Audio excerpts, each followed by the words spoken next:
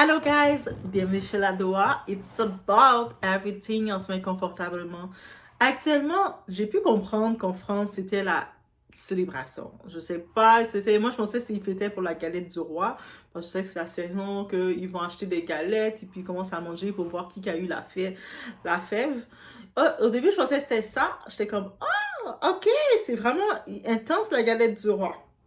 Et j'ai pu comprendre, non, non, non, non, non, non, non. C'était, ils étaient en train de célébrer la mort de quelqu'un. J'ai fait, oh, ok. En effet, Jean-Marie Le Pen, celui qui avait créé le parti Les Fronts National, est décédé à l'âge de 94 ans. Et on va faire un retour concernant célébrer son ennemi. Célébrer, on va dire, pour certains, ils le voient comme une défaite face à la vie. Mais regarde, on va regarder tout ça ensemble, guys. It's about everything. Bienvenue chez la Doha.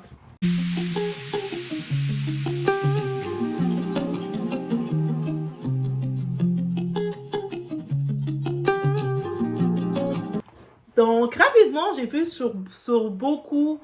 Tu sais, c'est même pas question de défendre l'ennemi ou défendre qui que ce soit. Mais tu sais, on doit dire quand quelque chose ne se fait pas.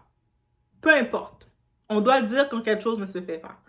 De la même façon que je me rappelle, il y a quelques années, il y avait des gens qui étaient allés même vouloir saccager, fêter la mort d'un certain Kevin Samuel parce qu'ils n'aimaient pas ses propos. Ils avaient jugé que quand il est mort, ils étaient en train de fêter comme si la mort ne venait pas dans les portes de tout le monde. Comme si on était épargné de la mort. Ok, cet homme-là, il avait ses idées, il a créé un parti qui ne correspondait pas à vos idées, à votre idéologie. Vous ne l'avez pas aimé, on ne l'a pas aimé, ou on n'aimait pas ses idées. Mais c'est un humain, comme on est tous des humains. Et actuellement, il est quand même décédé à 94 ans. Il est décédé, il a vécu toute sa vie. Il a pu faire ses enfants. Il a vu ses petits-enfants, ou peut-être il a même vu ses petits-petits-enfants. Je sais pas c'est quoi sa généalogie familiale, mais il a quand même vécu. Au-delà de ça, on peut dire ce qu'on veut. Il a quand même créé un parti. Au-delà de ceux qui sont en train de célébrer dans les rues, dire « Ah, on n'aimait pas qu'est-ce qu'il faisait, on n'aimait pas ses idées », mais il a quand même créé son mouvement. Il a été capable, d'où ce qu'il était, de créer un mouvement qui va, même après sa mort, le mouvement est toujours sur place. What about you? À propos de vous? Il faut y aller. On a beau dire « Oui, mais il a fait beaucoup de mal, beaucoup plus de mal que tout. » Tu sais, quand tu crées une idée, quand tu as une différence d'idée, ton idée ne va pas plaire à tout le monde. Donc, ton idée peut faire du mal à quelqu'un qui n'est pas d'accord avec toi. On y va? Donc, il y a des gens, c'est pas tout le monde qui t'aime, et puis on y va avec ça. Et moi, on va parler aux gens, surtout parce que j'ai vu beaucoup de personnes, j'ai vu l'influenceuse française Maëva Guénam qui se dit musulmane, qui parle de l'amour, de Allah et tout ça. On l'a vu en train de célébrer. Et puis j'avais vu dans les commentaires beaucoup de personnes la reprendre, dire, mais dans la religion, tu sais, ça dit pas de fêter les morts. Dans le Coran, ça ne dit pas ça. Ça, j'ai vu beaucoup la reprendre sur ce. Et puis que ce soit même les chrétiens. Dans la Bible, je vais l'afficher ce passage-là dans le Proverbe 24, versets 17 à 18. On le lit ensemble et vous allez le voir affiché. Ne te réjouis pas lorsque ton ennemi tombe et que ton cœur ne soit pas dans l'allégresse quand il trébuche. L'Éternel le verrait. Cela lui déplairait et il détournerait sa colère de lui. Est-ce qu'on comprend qu'est-ce que ça veut dire, ce passage-là? Ce qui veut dire que on a des ennemis. Dieu n'a pas dit que on ne va pas avoir d'ennemis. C'est-à-dire, tu vois, dans cette Bible-là, moi, quand je vous dis la Bible, c'est tellement... Quand je vous dis la Bible, il y a tellement... On n'a même pas besoin de dire que je suis religieuse, que je vais à l'église tous les jours. Mais juste quand vous prenez le temps de connaître cette Bible, les paroles qui sont là, et c'est la même chose pour le Coran, guys. Quand vous prenez le temps de connaître ça, vous allez voir les choses. La Bible est vivante. C'est vraiment des faits qui sont exposés. C'est pour ça qu'on dit que le monde qui l'ont écrit, ils étaient inspirés du Saint-Esprit. Donc ici, il ne dit pas qu'on ne va pas avoir d'ennemis sur terre. Donc il dit, il est conscient qu'on va avoir des ennemis. Même Doha des ennemis, on a tous des ennemis, il est conscient. Mais qu'est-ce qu'il nous dit? Il nous met en garde de ne pas te réjouir. Quand tu vois ton ennemi là qui est en train de tomber là, il a des chutes parce qu'il dit, je vais mettre vos ennemis à vos pieds. Même quand tu vois ton ennemi commence à tomber, il a des malheurs, il commence à trébucher. Il te dit pas d'aller le ramasser puis de commencer à pleurer, de faire ça là, de faire le cinéma. Il te dit pas de faire ça. Il te dit juste de ne pas te réjouir. Ne te réjouis pas. Commence pas à célébrer. Là, comme ça, ouais. Il dit de pas faire ça. Tu vois ton ennemi, celui que tu n'aimes pas, qui est en train de trébucher, qui est en train de tomber, là, qui a plein de problèmes dans sa vie, de pas commencer à faire karma. Il dit de pas faire ça. Pourquoi il dit de pas faire ça? Parce que l'Éternel, le Créateur, celui qu'on ne voit pas, mais qui est là, on ne le voit pas avec nos yeux humains, mais on le sent et on le voit avec notre cœur. Il dit que lui, s'il te voit qu'en train de fêter, de danser, de célébrer la chute de quelqu'un d'autre, lui, mettons, il est en train de punir l'autre, parce que l'autre, c'est le moment d'être puni. Mais lui, il va te voir en train de fêter, il va tourner sa tête, il va faire, hein? Lui, là, comment ça, il est content, lui, comme ça, il rit. Attends. Donc, il va plus se fâcher contre l'autre personne. Mais il va mettre toute sa colère sur toi. Et ça, c'est écrit. Et on va prendre l'exemple, vous savez, on va prendre l'exemple simple. Ceux qui ont des frères et sœurs, tout ça, ils le comprennent. Ou qu'on grandit à la maison avec beaucoup de personnes, ils le comprennent. Ça veut dire que vous êtes là, à la maison. Vous avez mangé tout le gâteau. Parce que vous êtes une gourmande. Quand vous étiez enfant, vous étiez gourmande. Vous étiez comme toi, vous étiez une gourmande, vous avez tout mangé le gâteau. Et là, vous avez votre frère, lui. Lui aussi, il a fait un désordre. Lui, là, il avait voulu faire quelque chose. Il s'est pris pour un chef. Il a sorti les plateaux de viande. Il a commencé à brûler la viande, faire un massacre dans la cuisine. Là, votre maman, elle vient du travail. Elle est fâchée. Oh là là, c'est quoi tout ça? Mais là, elle n'a pas le temps de remarquer que vous avez mangé le gâteau. Elle est concentrée sur le désordre dans la cuisine de votre frère. Puis elle commence à le chicaner. Elle le chicane. Et vous, au lieu de rester dans votre coin pour laisser les choses passer, vous décidez de venir gna gna gna gna gna. Et là, votre mère, pendant qu'elle parle, elle tourne sa tête et puis elle vous voit qu'il vous moque de l'autre. Donc elle arrête de chicaner l'autre. Elle le chicane plus. Et puis elle vient vers vous. Toi là, impertinent, petit impertinente, viens ici. Laisse-moi faire ta fête. Mais c'est l'exemple que je vous dis, c'est exactement ça. Quand je vous dis que la Bible, il faut le décortiquer comme ça, aussi simple que ça. Des fois, quand on le regarde, ça peut être décourageant, je le sais, parce qu'on voit plein de phrases, plein de mots. C'est pour ça qu'avant de prendre la Bible, on met du discernement. Avant de lire, il faut méditer. Vous mettez un peu de louange, de la musique calme que vous aimez. Ça peut, peu importe la musique calme que votre esprit aime. Quand vous avez fini de faire un petit 30 minutes de musique calme, vous laissez votre esprit vous guider dans la Bible pour que vous compreniez. Et quand vous le comprenez, le but, c'est pas de dire « je connais tel passage, je suis un génie ». Le but, vous savez, c'est comment on lit la Bible? On comprend la Bible, pas lire la Bible. On comprend la Bible, c'est on comprend exactement qu'est-ce que ça veut dire. Et quand on comprend qu'est-ce que ça veut dire, c'est le meilleur coach. Les passages qui sont là sont le meilleur coach. Et puis, c'est ça que je peux dire. Ici, on parle pas de dire « ah, mais toi, t'aimais, qu'est-ce que Jean-Marie fait? » Non. Pourquoi j'aurais aimé qu'est-ce qu'il faisait? Mais est-ce que tu le défends? Pourquoi je le défendrais? Non. Mais pourquoi je vais mettre la malédiction dans ma vie pour quelqu'un que justement je n'aimais pas? En allant faire des choses répréhensibles et en allant mettre la faute vers moi. Retourner la faute vers moi. Je ne vais pas faire ça. Il a vécu. Il est mort. Rest in peace. Je passe à autre chose. Aussi simple que ça. Et c'est comme ça cette énergie, je vous dis qu'il faut avoir. 2025, on doit être réveillé. On doit avoir l'éveil dans ces choses-là. Soyez pas les personnes qui vous retrouvez dans les rues en train de fêter la mort de quelqu'un d'autre. Ayez du respect. Lui est mort, il est mort. Ayez du respect pour sa famille, ses petits-enfants, pour peu importe. Ayez le minimum de savoir. Et puis, si vous n'avez pas le minimum de savoir, vous dites-vous, tu sais, en faisant ça, là, en allant faire ça maintenant, aujourd'hui, demain, la mort, si ça me vient dans ma cour, je fais quoi? Si demain, ça veut dire que j'ai mon tonton, mon n'importe qui, telle personne que j'aime, il lui arrive quelque chose, et puis là, moi, je tourne ma tête, je vois dans la cour du monde qui sont en train de taper des mains. Ouais. Puis moi, je suis là en train de pleurer. C'est-à-dire que vous, imaginez-vous comme ça, parce que des fois, on ne s'imagine pas à la place de quelqu'un.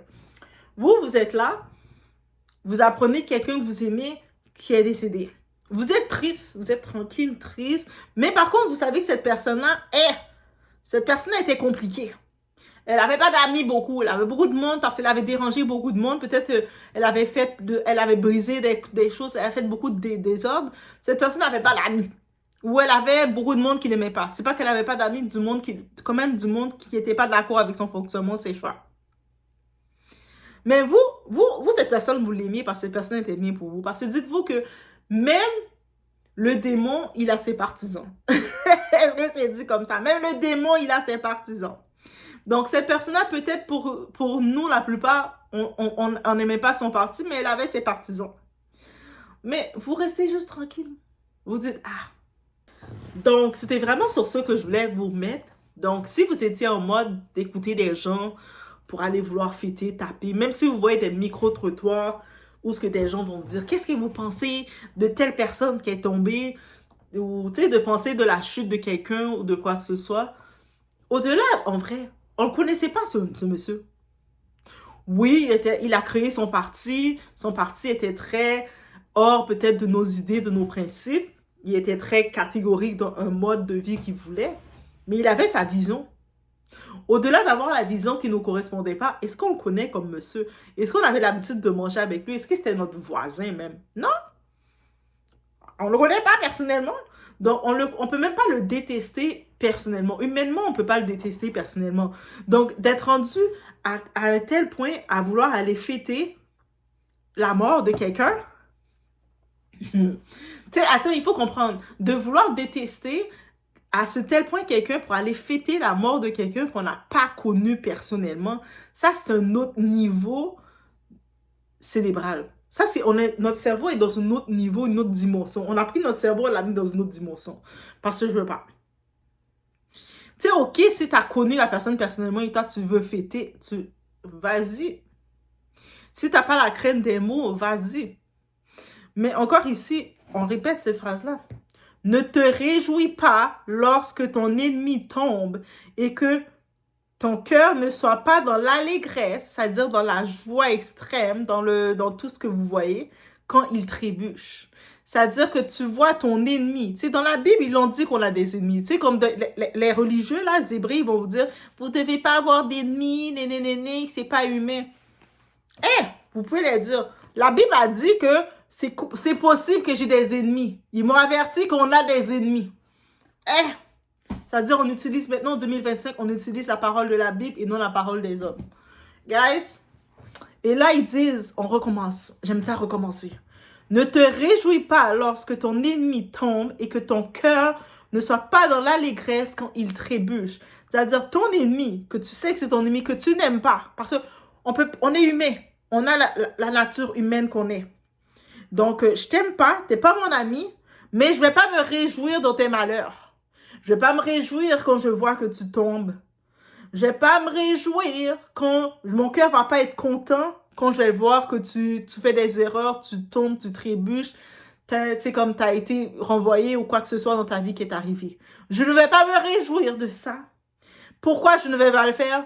Parce que plus haut, celui qui contrôle le tout, qui contrôle ma vie, qui me regarde, peu importe comment vous l'avez, vous pouvez l'appeler Papa dans le ciel, Yahweh, tout ce que vous pouvez l'appeler. Lui, s'il vous voit comme ça, qui est en train de fêter ça, lui, il va pas être content. C'est vous qui va regarder fâché. Il vous voit, lui, va vous regarder fâché. Et lui, s'il était fâché contre votre ennemi, pour vous venger, là, il va se détourner de votre ennemi, et puis il va être en colère. Il va porter sa colère contre vous. Et vous ne voulez pas ça. Vous voulez qu'il vous regarde en souriant. Donc, vous restez tranquille. Et c'est tout. Vous passez à autre chose. C'est pour ça qu'on dit, if I can be nice, I'm just shut it up. Je me tais. Aussi simple que ça. Mais c'est aussi simple. Donc, c'est une parole qui est dit. Et je sais que Tu sais, j'ai pas le passage exact du Coran, mais si, il y a des musulmans, parce que j'ai compris que les Douassiens, ils étaient un peu partout, parce que nous, on n'est pas arrêtés par la religion ou quoi que ce soit pour arrêter nos croyances et le message d'amour. Donc, si vous avez le message du Coran qui dit exactement dans le même ordre, n'hésitez pas à le partager dans les commentaires parce qu'on reçoit tout. Et j'ai mis au début, dans le Proverbe 24, le verset 15, j'ai mis ce petit passage-là qui dit « Ne te tiens pas comme le méchant en embuscade devant le domaine du juste. Ne dévaste pas son habitation. En effet, 7 fois le juste tombe, mais il se relève. Quand les méchants trébuchent, en revanche, ils sont précipités dans le malheur. » Donc, ça veut dire que j'aime ce passage-là, ce message d'encouragement. Oui, encore une fois. Donc, il nous dit pas qu'on va être à l'abri, qu'on va jamais tomber. On va jamais trébucher. Pas tomber, trébucher. Mais on va toujours être relevé. C'est-à-dire, tu peux, à chaque fois, tu trébuches, tu tombes. Ah, ça va marcher. C'est-à-dire qu'on, c'est en même temps pour vous encourager sur ce. J'en profite de vous envoyer un peu d'encouragement. Des fois, dans la vie, on peut essayer quelque chose. Ah, ça marche pas. Les gens autour de nous peuvent se dire, ah, mais là, toi, tu essayes toujours des choses. Mais tu peux essayer autant de fois que tu veux. Et tu vas toujours pouvoir recommencer, recommencer, recommencer. Et ça va être encore mieux à chaque fois. Pourquoi? Parce que c'est cette assurance que la Bible nous donne. Ça, c'est la parole du Saint-Esprit. Ça a été inspiré par le Saint-Esprit. C'est cette parole-là que ça nous dit. C'est-à-dire que quand on recherche la parole d'assurance, vous recommencez. Ah, cette année, j'aurais voulu recommencer ça, mais je sais pas, là. Tu sais, c'est comme, je veux pas recommencer. Tu peux recommencer 7 fois, là, si tu veux. On recommence. Ça recommence. Recommence, recommence, recommence, recommence. Tu te relèves, tu te relèves, tu te relèves, tu te relèves, tu te relèves. Vois-le comme celui qui nous a créés. On est ses enfants. Vous savez, un bébé, quand il n'apprend à marcher, il tombe. Et puis, à un certain moment, les chutes deviennent tellement moins pour le bébé. Pourquoi? Parce que les parents, ils vont prévoir le tout. Ils vont mettre une couche, ils vont mettre des affaires, un oreiller, ils vont préparer des oreillers pour quand il tombe, il se fait moins mal. Au-delà de mettre un oreiller, ils vont déposer plein de choses. Ils vont déposer un petit affaire. Maintenant, il y a des coussins, des petits sacs en coussins qu'on accroche. C'est-à-dire, dites-vous, c'est comme ça pour nous aussi. À chaque fois qu'on tombe, ça devient une petite chute qui fait moins mal. Ça fait juste... On est là encore en train de marcher. On tombe, on glisse. Ça devient juste drôle, ça fait partie de notre chorégraphie. Mais c'est correct. Comment on comprend ça, là? Comment on peut pas marcher avec assurance? Même quand le monde va te moquer de toi parce que tu recommences. Laisse-moi recommencer tranquille. J'ai l'assurance que j'ai le droit de recommencer. Laissez-moi. Bref, mais c'est juste ce message que je voulais vous ramener. On se remet à l'ordre de temps en temps. So, je vous laisse sur ce. On n'est pas là pour célébrer... il est mort à 94 ans. Je pense 94, il a vécu. Je pense que c'est une mort naturelle en plus. Mais on a dit qu'il était un peu malade, il était hospitalisé. Mais à 94 ans, il a fait un long passage de vie. De 0 à 94 ans, il a fait un long passage de vie. Est-ce qu'on va tous se rendre jusqu'à 94 ans? Donc, on arrête de fêter ça. Tu sais, le monde, le monde qui veut aller jouer au méchant, aller fêter, dire ya, ya, ya. Mais est-ce qu'on contrôle la vie? Il y a du monde là, malheureusement, pendant qu'ils vont fêter aujourd'hui, ils sont allés fêter sa mort là, dans tous les endroits, dans l'Élysée, tout ça. Malheureusement, ils sont peut-être pas levés ce matin. Ils ont même plus le souffle de vie pour se lever. Donc, il faut réfléchir à ça. On joue pas aux méchants. Bref, je vous laisse sur ce. C'était mon petit message. Faites attention à vous.